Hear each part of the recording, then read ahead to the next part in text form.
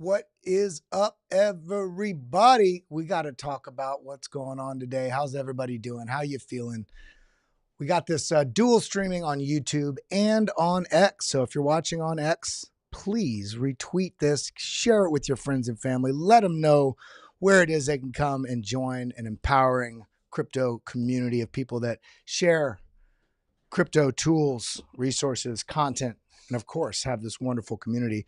I would love to see all of you succeed in this market. And that's what the goal is with this stream. We're going to be diving into some charts today. I got some bullishness that we've got to talk about. So everybody strap on your boots, have a positive mindset. We got some data we got to go over. So I'm just retweeting this out on BitLab Academy. On the @Academy BitLab, if you retweet that, you do get entered to win a drawing every Friday here for the next few weeks. And hope you're all feeling well. Hope you're doing well. The markets are kind of breaking out of some zones we're going to cover today. The data is suggesting some very wonderful things about what may be brewing. So if you're ready to get into this, again, we got the hold screen up right now. We're going to be starting here in just a few minutes. Get active in the live chat. If you're on YouTube, say what's up, say good morning, say what you're grateful for, hit that like button, hit that subscribe button, ding the bell. And if you're on Twitter, if you're on YouTube or Twitter, share the stream on one of your socials. Let people know where you are tuning in to find the crypto content that's going to get you across that line. We're talking strategy, we're talking tools, we're talking data, we're talking technical analysis. We're going to be looking at Bitcoin, Ethereum, and a couple other altcoins and get this going. So if you're ready for that, drop a 1 in chat, comment down below. Do you think we're going to have a bullish weekend or do you think we're going to have a bearish weekend? Let's go ahead and get into it. We got Tater, Sawtooth Hiker, Saga Alpha, so many more people. Alexandra G, Green Dane Profits, let's go.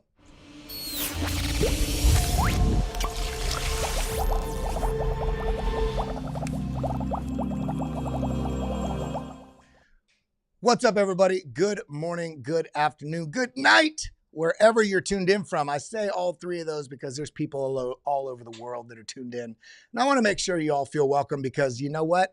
Whatever time of day you drop in here, whether you're watching the live stream, whether you're watching the stream later on, just as a recording, I love you. I appreciate you. And thank you for being here. We got to talk about what's going on in these markets, though, because we got some breaking out of a couple little zones here. We've got this descending trend line. Let's go actually to the 4-hour chart. We got this descending trend line that kind of starts back here on August 29th. We came up, tested it, came up, tested it, came up, tested it, came up, tested it, broke through. And are we in the middle of a retest for a breakout? In addition to that, we also had this sort of smaller time frame, sort of inverse head and shoulders or cup and handle. It's the same thing, essentially, just either with the left shoulder or not. We did come up, reject here, reject here. We did break through. We're kind of in the middle of this sort of zone right now. The question is going to be, what is coming next? Are we setting up finally to get into that zone to break out a bit higher, break to the more bullish, to the upper side of this broadening wedge here? And I've got some data here that's going to be tuning in to some of the signals that I think are brewing right now. So shout out to everybody that's here. Again, make sure you hit that like button, show some engagement, hit the like on YouTube or the like here, the thumbs up here on YouTube or the like button on Twitter, and retweet this to your friends and family. Again, we got the multi-member stream, private streams that are going to be kicking off here in about 2 weeks. It's essentially right when I get back from Singapore. There's just so much been brewing on the back end here, but I do want to shout out our channel's partners. We are powered by Arculus, the best crypto cold storage solution out there. We are giving away these Arculus, $100 value, but it's so much more than $100 value because it helps you protect your crypto. It helps you protect and secure your future. It is the best crypto cold storage solution out there. You get the card, you have your phone as an app, and you also have the seed phrases. All things are separate, so it doesn't matter if you lose your phone or you lose a card, so on and so forth. You can always connect them back with the new Arculus, and nobody can steal your crypto from you. It is essentially air-gapped from the world. It's the best crypto cold storage solution out there. Use Arculus. Head over to getarculus.com. Use code LAB10 for 10% off. Now, we got to talk about what's going on. And again, thank you for our channel partners to help make sure that we can continue building this channel and building this community. We got Bitcoin last night, broke up into the low 54, 58s, almost at 54, low 58s. We're sitting back here at that 57.7. Ethereum's still in that 23.20 sort of range. BNB 539, Solana 134.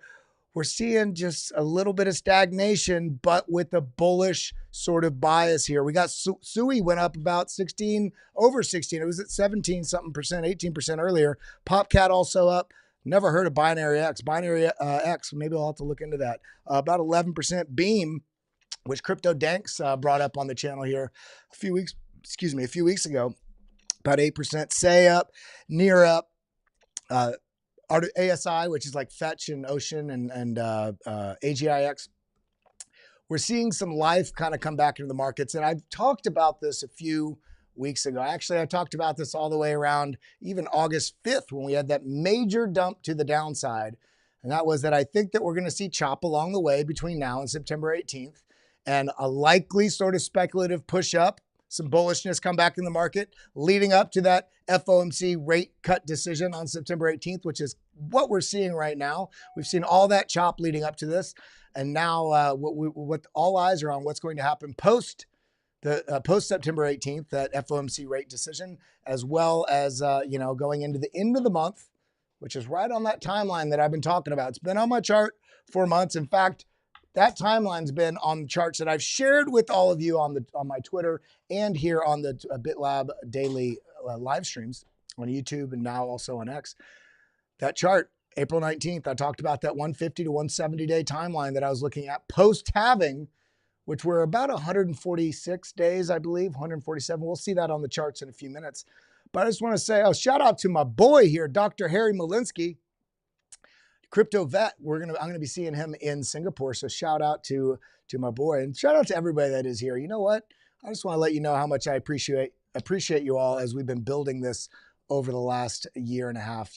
Over nearly 60,000 subscribers here on the YouTube channel just from launching this January of last year, which is incredible. And I appreciate you all. And I take a great deal of responsibility in the type of information and the type of energy I'm sharing with you all, because we got to grow together. That's what this is about. But if you guys want, let's dive into these charts. Let's dive into the data. Let's talk about what's going on. And again, if you are tuned in anywhere, whether you're here on YouTube or you're there on Twitter, go head over to the BitLab Academy page. I'm going to pull it up right here. Go over to the BitLab Academy page. Where is it at? And retweet that post, which is this post right here. Live now, breaking down Bitcoin and crypto signals. Retweet this and you are entered to win. We randomly pick a day and we randomly pick a person just to show some love and appreciation for those. I just shared the link there in the live chat on YouTube. If you are on Twitter, if you're on my page on Kellam, go over to at Academy BitLab, retweet this, and you're going to be entered to win. But let's go ahead and talk about some of these things going on, because we're sitting here now above $2 trillion market cap. Remember, we're below it a few days ago. But it's all, when we zoom out on this macro, looking at the macro, we're still in this very bullish trend that we've been discussing for months now. All the way since last summer when we had the, large impulse to the upside, which right in here really established a bull trend. But then we had this sideways action that really had some of those bears really staunchly committed to the fact, no, we're breaking back down. We're going to 12K, we're going to 8K, we're going to 3K, only to see the bulls absolutely steal their lunch. It just ate it up because of the underlying bullishness of where we're at in the market cycle and also the supply and demand dynamics. And then in fact, right here, this is that speculative pump that we saw when we got the news that there was going to be the application in from BlackRock about the ETF. And then the final, all the way into January 10th, we got the approval. And then, oh my God, the ETF failed. No, it didn't. People are just dumb. You need to realize that. I'm a nice guy, but charts show you the stupidity of people. And in markets, stupidity is acting emotionally. In fact, in most of life, if you're navigating this world acting emotionally, you are stealing joy from yourself and you're stealing joy from everybody around you. If you're in these markets, you're stealing money out of your own pocket by just handing it over. How do you know? It's this right here. You see this wick, which is this little candle that sticks out of the top of this, this is how far this candle pushed up before it reversed and came down. What this suggests, in order for this candle to push all the way up here, somebody had to buy this hope. They bought from somebody selling at this point only to have it reversed. And then somebody sold this fear, this wick that came all the way down here, emotional selling. And then the market moves back up. And this is what we're seeing time and time again. In fact, you look at this market here since March 13th. It is all emotions. Wick to the upside, wick to the downside, back up, wick to the downside, back up, wick further to the downside, back up. And same thing, back and forth all the way, defining, for those that are patient and those that are using strategy, defining this trend, which is a bullish trend. Kelly, how can this be a bullish trend if it's traveling down? Because descending broadening wedges have roughly an 80% breakout to the upside rate. The problem with these is lack of patience. There's no way to determine when these descending broadening wedges are going to essentially have the bulls take back over and break to the upside. This could continue. This could continue all the way down here, 45 back up, come down here into the golden pocket of this macro move down to 38, back up. It could. But when we look at the structure of where we're at in this cycle, it tells you the higher likelihood of what is coming. So rather than getting emotional about what's happening in here, I mean, we got the first step. First step is what? We have lower low, lower low, lower low, lower low. Oh my God, we have a higher low. So the framework to start a potential reversal is currently in place, but that could change. This is why we look at the charts every day, especially if you're trading. What we want to see here, and this may happen on this move, it may not. We want to see this area defended, this $52,800. In fact, we'd like to see any move down actually be a higher low from this. If this does continue to push up, what we're really looking for is a break of this level right here, $64,300. Sorry, man. So let's go a bit higher. Let's actually look at these candles. And remember, when you put your mouse over a candle, these numbers up here, open, high, low, close. That's for each individual candle. What was the open? What was the high of the candle? What was the low? What was the close? So on this candle right here, the high, I'm looking at this right here, is 64,999.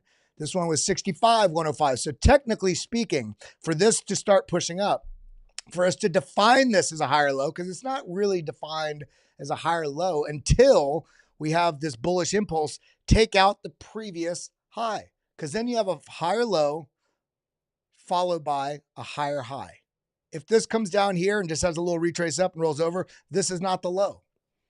This is why we need to have patience and let the trends and the reversals define themselves, not say we got a higher low, it's all in. No, this is why people get so wrecked on the charts and the movements of what's happening in this market. So continuing on, we have some bullishness and we have some foreshadowing maybe of some, we got the ECB, European Central Bank, cut interest rates again. They've already done it, kind of front running what's happening in the US. They're having much more trouble economically than we are in the US, or is it that the US is much better at hiding it? It's probably a little bit of both. But we got the Fed making that decision next week, 6 days from now.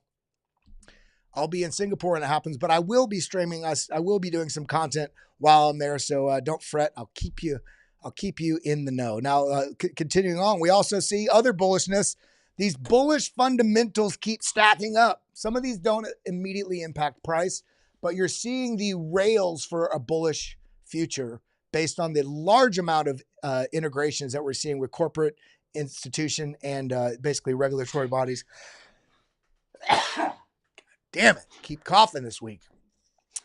So Swift is upgrading its system to support real-time transfers of tokenized assets. That's real-world asset tokenization, linking blockchain, CBDCs, and fiat currencies for smooth global transactions. Swift, I believe, is the largest financial framework globally, transacting between institutions, between countries, it's the financial rails of the legacy system, and they're stepping in to integrate with the blockchain world. This is incredible. This is one of the biggest nods that we've seen yet outside of the Bitcoin spot ETF approval. So that's a wonderful, wonderful bullish case. It does not mean everything's breaking absolutely up into the right from here. It means the framework for that happening in the near future is not only present, but it's been growing day by day since January 11th. In fact, you could argue since January 2009, but it was a slow trickle. And now, you know, you get those small domino, small domino, small domino, bigger domino, bigger domino. It just cascades as we are seeing. Now, zooming out here, we see rather than, so right here, Quentin shared, FTX is redistributing 16. I don't think people realize how important this is.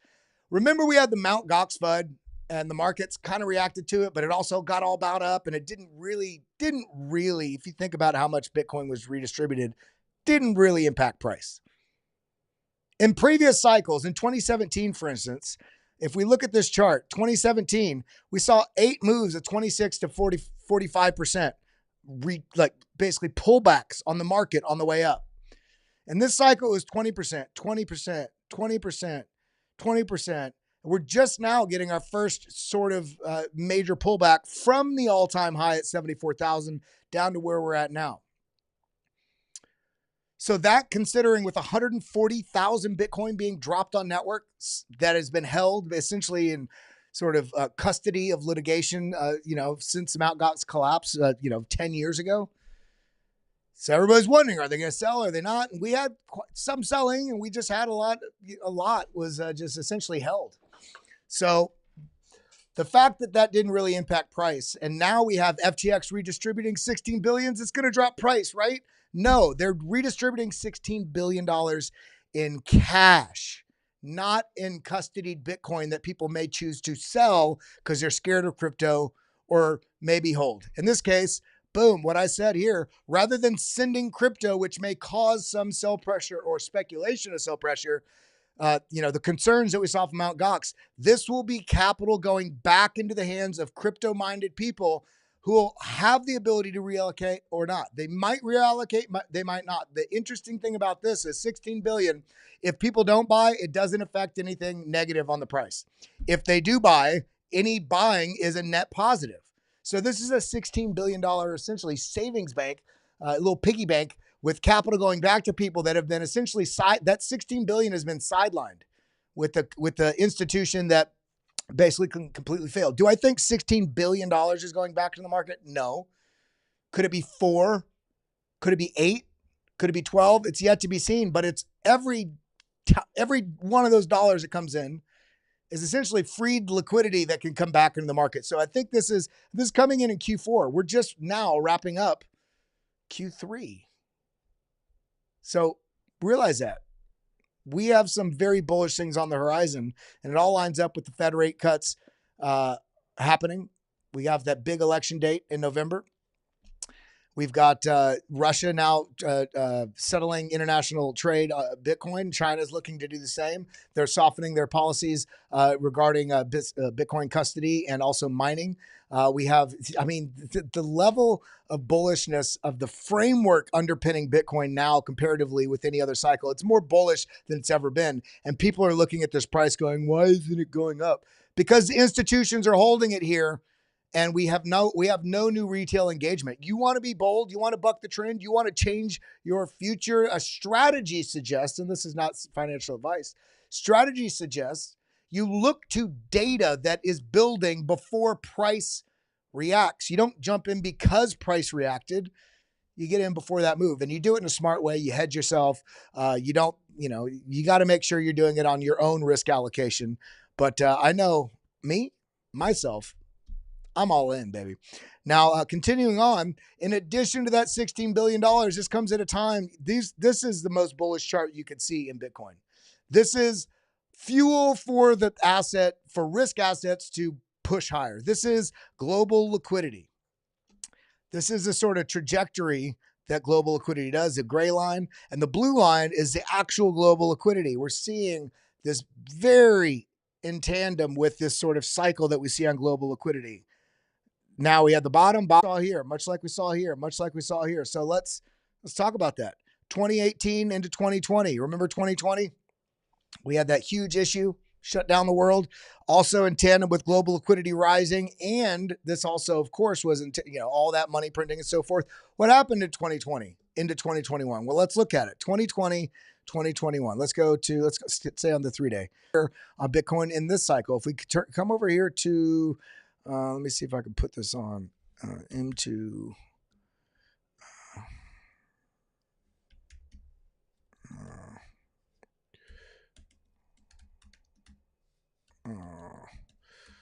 I'm on crypto. That's why.